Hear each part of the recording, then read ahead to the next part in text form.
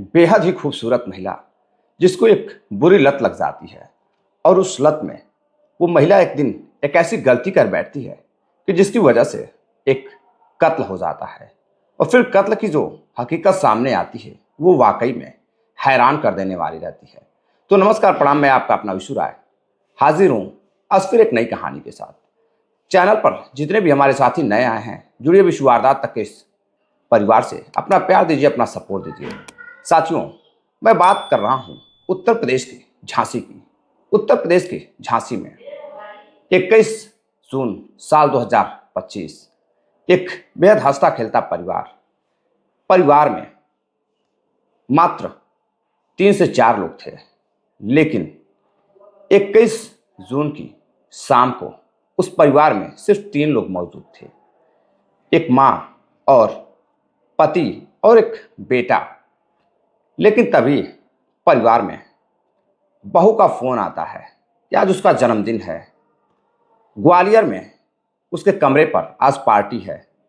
अब वो जिद करती है तो उसके ससुर और पति, जो कि पद में जेठ भी लगते थे। अब कहानी क्या है पूरी तरह से सुनिएगा, सब कुछ समझ में आ जाएगा।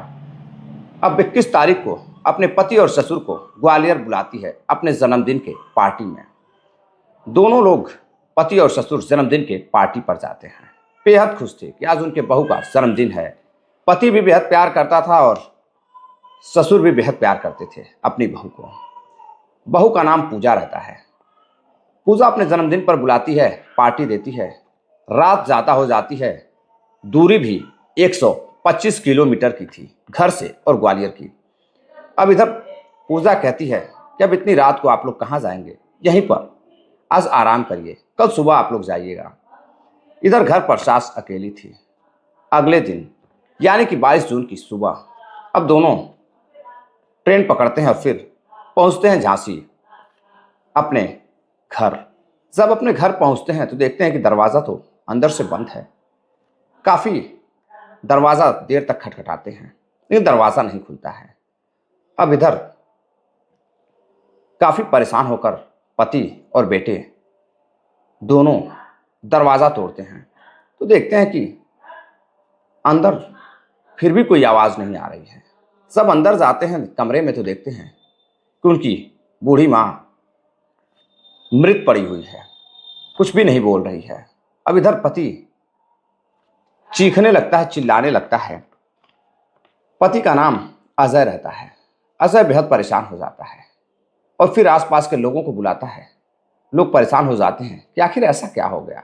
शायद हार्ट अटैक से मौत हुई होगी, घर में कोई था नहीं, या फिर किसी चीज़ ने काट लिया होगा। अब इधर पति का रो रो कर बुरा हाल हो जाता है और जो बेटा रहता है, बेटा भी काफ़ी परेशान हो जाता है। अब बेटा जब परेशान हो जाता है, जिसका नाम संतोष रहता है, तो अब लोगों के साथ अपनी माँ को लेकर हॉस्पिटल जाता है कि शायद कहीं एक सांसें बची हों। लेकिन डॉक्टर उसे मृत घोषित कर देते हैं। लेकिन तभी पति की नज़र उसके गले पर पहुंचती है और जब गले पर पहुंचती है तो वो देखता है कि उसकी पत्नी के साथ तो शायद हाथापाई भी हुई है। किसी ने उसको मारने की कोशिश की है। गले पर तो चोट के निशान है, गला भी किसी काले जैसे रंग का उस पर धब्बा लगा हुआ है। अब पति को शक होता है। फौरन ही वह पुलिस के पास जाता है और अपने पत्नी के सुशीला के कत्ल की एफआईआर दर्ज कराता है अज्ञात के नाम। इधर बहू को भी पता चलता है कि उसके सास का कत्ल कर दिया गया है। उसका भी रो रो कर बुरा हाल हो जाता है। लेकिन अभी वो ग्वालियर में ही थी। इधर पुलिस जांच पड़ताल करना शुरू करती है। जांच पड़ताल करना शुरू करती है तो सीसीटीवी फुटेज में पुलिस को दिखाई देता है कि एक व्यक्ति और एक लड़की 2 व्हीलर से रात के अंधेरे में आ रहे हैं उसके घर की तरफ, और फिर उसके घर से जाते हुए भी दिखाई दे रहे हैं। लेकिन पुलिस पहचान नहीं पाती है कि आखिर है कौन। नंबर धुंधला दिखाई दे रहा था। अब इधर पुलिस जांच पड़ताल शुरू कर देती है। पुलिस जांच पड़ताल में लगी रहती है। तभी एक ऐसी घटना पुलिस के सामने आती है कि फिर सारे पर्दे खुल जाते हैं। कातिल का नाम भी सामने आ जाता है और पुलिस जब नाम उस कातिल का बताती है तो जेठ, ससुर और आसपास के लोग उस नाम को सुनकर हैरान रह जाते हैं, क्योंकि कातिल कोई बाहरी नहीं था, वो घर का ही था। दरअसल साथियों, इस घटना की शुरुआत होती है आज से करीब 11 साल पहले। आज से 11 साल पहले पूजा नाम की लड़की की शादी रमेश नामक व्यक्ति से होती है। दोनों काफी खुश थे, लेकिन पूजा काफी गुस्सैल दिमाग की थी। सब कुछ अच्छा चल रहा था। बेहद खूबसूरत पूजा अपने पति से बातचीत करती है और पति से किसी बात को लेकर फिर जिद करने लगती है। तकरीबन 10 साल गुजर जाते हैं शादी को, लेकिन दोनों के बीच बच्चा नहीं होता है। और इधर फिर किसी बात को लेकर पति से पत्नी नाराज रहने लगती है। पूजा रमेश से अब इस कदर नाराज रहने लगती है कि अब उसे मारने की धमकी देने लगती है। अब उसके साथ पूजा रमेश के साथ यानी कि अपने पति के साथ नहीं रहना चाहती थी। वह छोड़कर ग्वालियर चली जाती है। और फिर कुछ दिनों बाद रमेश अपने घर से बाहर जा रहा था, तभी उसके ऊपर कुछ अज्ञात बदमाश फायरिंग करते हैं और उसकी हालत बेहद खराब हो जाती है। पुलिस हॉस्पिटल लेकर जाती है। रमेश की जान तो बच जाती है। अब जब रमेश की जान बच जाती है तो रमेश अब पुलिस को बताता है कि उसकी पत्नी ने धमकी दी थी। शायद उसकी पत्नी ने ही हत्या की साजिश रची हो। पत्नी को गिरफ्तार किया जाता है, पूछताछ होती है और फिर मामला कोर्ट में चलने लगता है। अब इधर पत्नी बेल पर बाहर आ जाती है और फिर कोर्ट में मामला चलने लगता है। हर महीने में 1-2 तारीख पड़ती थी और उन 2 तारीखों को पूजा अब अपने घर से ही कोर्ट जाया करती थी। इधर कोर्ट जाते जाते एक दिन उसकी मुलाकात होती है झांसी के ही एक व्यक्ति जिसका नाम कल्याण रहता है। कल्याण भी कोर्ट में अपने काम के सिलसिले से जाया करता था। जब उसकी मुलाकात एक दुकान पर पूजा नाम के लड़की से होती है तो पूजा उसे अपनी हकीकत बताती है कि वो एक केस में यहाँ कोर्ट आती है। अब कल्याण बार बार जब भी कोर्ट आता था पूजा को फ़ोन करता था और फिर दोनों की मुलाकात होती थी। मुलाकात अब इस कदर बढ़ने लगी कि एक दिन कल्याण बताता है कि उसके पास 18 बीघे ज़मीन है और पैसे रुपए की भी कोई कमी नहीं है। अब पूजा धीरे धीरे उसे अपने प्रेम जाल में फंसा लेती है और उससे प्यार करने लगती है। कल्याण और पूजा एक दूसरे को दिल दे बैठते हैं और फिर कल्याण उसे अपने बीबी के रूप में मानकर पूजा को लेकर अपने घर चला जाता है। लेकिन गांव वाले घर से कुछ दूर वो साथ रहने लगती है। कुछ दिन और गुजरता है, वो कल्याण को लेकर ग्वालियर चली जाती है। अब इधर कल्याण के साथ ग्वालियर में रहने लगती है। कल्याण अपना प्राइवेट नौकरी करता था और फिर अपनी पत्नी पूजा का पालन पोषण करता था, उसके शौक को पूरा करता था। इधर पूजा बेहद खुश थी, सब कुछ ठीक ठाक था। लेकिन मात्र 1 साल गुजरता है। इधर पूजा का एक जेठ जिसका नाम संतोष रहता है, संतोष भी उसके कमरे पर आया जाया करता था। उससे भी बहुत गहरी दोस्ती हो जाती है और कभी कभी ससुर से भी उसकी मुलाकात होती थी और घर पर भी जाया करती थी।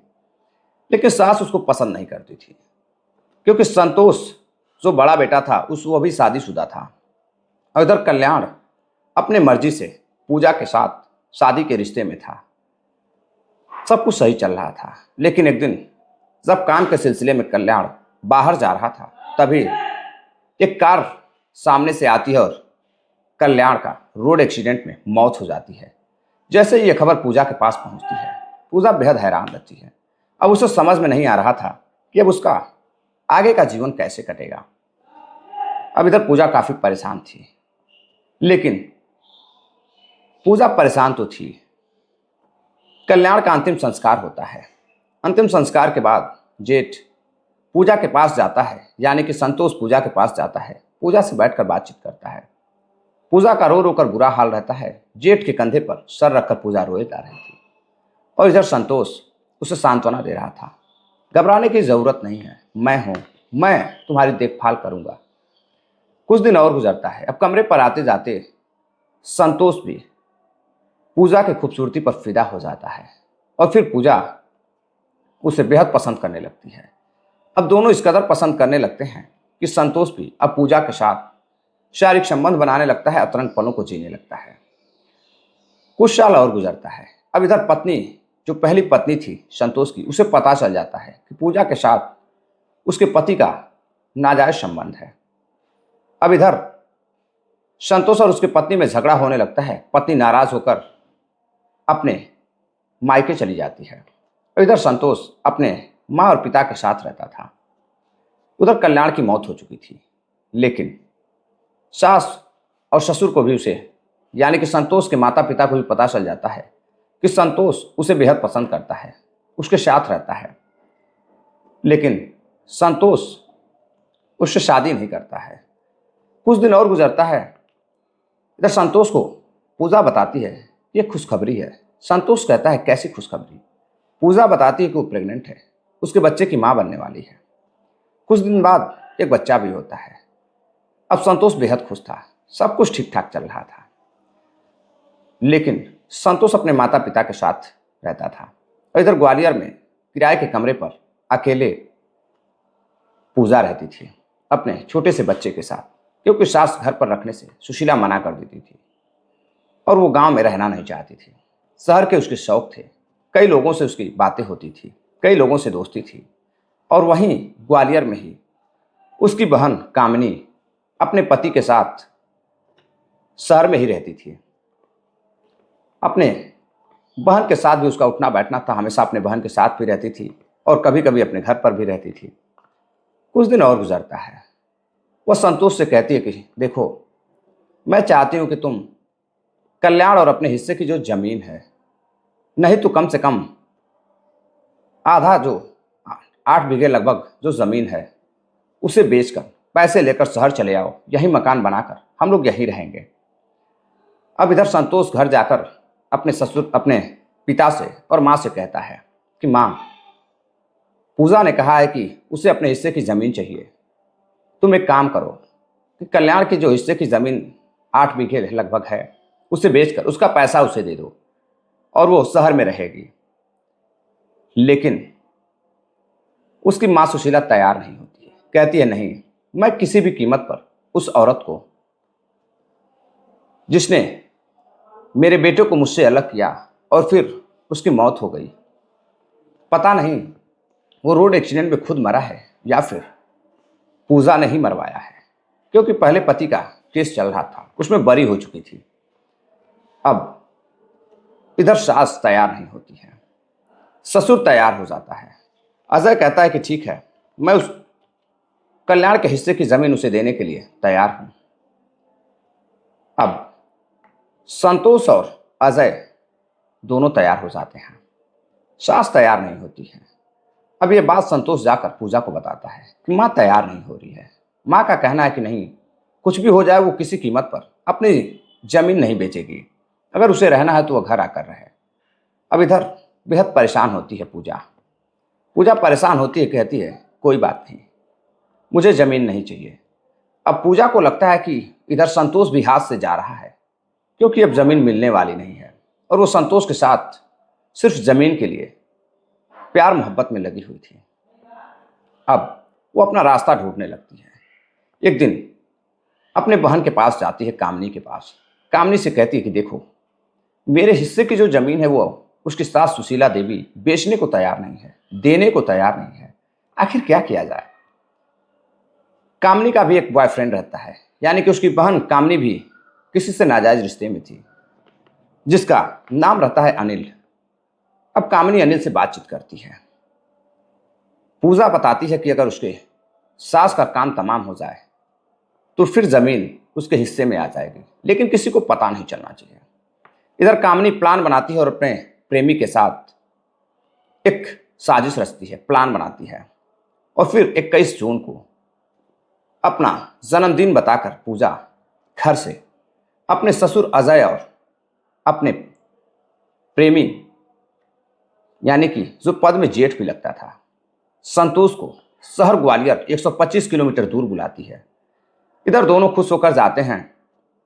ससुर भी पूजा को काफ़ी पसंद करता था, क्योंकि ससुर के साथ उसके रिश्ते काफ़ी अच्छे थे, ससुर और बहू के। ससुर से कल्याण की पत्नी की वजह से बेहद मानता था। अब ससुर अपने बेटे को लेकर पहुंचता है ग्वालियर रात को बहुत अच्छी पार्टी होती है, सभी उस पार्टी में आते हैं, लेकिन उसकी बहन और का कुछ पता नहीं चलता है। अगले दिन जब सुबह होती है तो पार्टी करने के बाद पिता और पुत्र जब घर पहुंचते हैं तो देखते हैं कि घर का कमरा बंद है। कमरा जैसे ही तोड़कर अंदर घुसते हैं, दरवाज़ा तोड़कर, तो कमरे में जाते हैं तो देखते हैं कि अंदर उसकी पत्नी बेहाल पड़ी हुई है, बेहोश है। उसे कुछ शक होता है, अपनी पत्नी को लेकर हॉस्पिटल पहुंचता है। पुलिस भी आती है, लेकिन डॉक्टर उसे मृत घोषित कर देते हैं। अब गले पर निशान थे। पुलिस पोस्टमार्टम कराती है तो पता चलता है कि इसके तो कत्ल किया गया है, किसी ने गला दबाकर उसकी पत्नी सुशीला का कत्ल किया है। इधर संतोष और सुशीला का पति अजय बेहद परेशान थे। वो जानना चाहते कि कातिल कौन है। आसपास के लोग जानना चाहते थे कि कातिल कौन है। पुलिस छानबीन करती है, तभी सीसीटीवी फुटेज में एक लड़का और लड़की मोटरसाइकिल से जाते हुए ग्वालियर की तरफ दिखाई देते हैं। अब पुलिस जांच पड़ताल कर ही रही थी। अंतिम संस्कार होता है, लेकिन उसमें पूजा शामिल नहीं होती है। पुलिस को भी शक होता है कि आखिर पूजा शामिल क्यों नहीं हुई। संतोष से बातचीत होती है, उसके पिता से बातचीत होती है, तो दोनों बताते हैं कि वो गांव नहीं आती थी, उसकी सास उसे पसंद नहीं करती थी और अपराधी ग्वालियर जाते हुए दिखाई दे रहे थे और पूजा भी ग्वालियर रहती थी। अब इस दोनों केस को पुलिस एक साथ जोड़कर देखती है, तभी पता चलता है कि जो कामनी है, उसकी बहन और एक अनिल नाम का व्यक्ति उस रात ग्वालियर से झांसी आए हुए थे। पुलिस पता तो लगा लेती है, लेकिन इधर कामनी तो गिरफ्तार हो जाती है कत्ल के जुर्म में, लेकिन अनिल, उसका जो प्रेमी रहता है, वो फरार हो जाता है। लेकिन एक जगह भागते हुए पुलिस चेकिंग कर रही थी, यूपी पुलिस, तभी अनिल फायरिंग करता है, भागने की कोशिश करता है, लेकिन मुठभेड़ में पुलिस उसे गिरफ्तार कर लेती है और गिरफ्तार कर सुशीला देवी के कत्ल के जुर्म में पुलिस कामनी और उसके प्रेमी को जेल भेज देती है। और इधर हत्या के जुर्म में पूजा भी कहीं ना कहीं साजिशकर्ता के रूप में शामिल थी, तो पुलिस उसे भी गिरफ्तार करती है और उसे भी गिरफ्तार कर जेल भेज देती है। और पूजा अपना जुर्म, कामनी अपना जुर्म, अनिल अपना जुर्म कबूल करते हैं। तो साथियों, लालच के चक्कर में पूजा ने एक नहीं बल्कि कई परिवार तबाह कर दिए। तो साथियों, ये थी पूरी कहानी। कहते हैं लालच बुरा बला है, जो भी लालच करता है वो अक्सर कर ऐसे ही दलदल में फंसता जाता है। न जमीन मिली, ना पति मिला, ना परिवार मिला। तो साथियों, ये थी पूरी कहानी। इस घटनाक्रम को सुनाने का उद्देश्य आपको जागरूक करना है। आज कुछ साथियों ने कमेंट कर पूछा है, इंस्टाग्राम पर भी मैसेज कर पूछा है कि बीच में कहानी क्यों नहीं आ रही थी। तो मैंने बताया कि तबीयत कुछ ठीक नहीं थी, इसकी वजह से कहानी नहीं आ रही थी। तो साथियों, आज से कहानी रेगुलर आएगी। अपना प्यार दीजिए, सपोर्ट दीजिए। जय हिंद, नमस्कार।